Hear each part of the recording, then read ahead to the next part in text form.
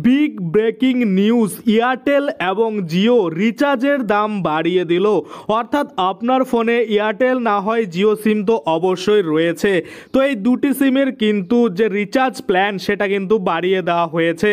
আপনারা যেটা most popular pack use করতেন 239 টাকার, সেটা কিন্তু বাড়িয়ে এখন 299 টাকা করা হয়েছে।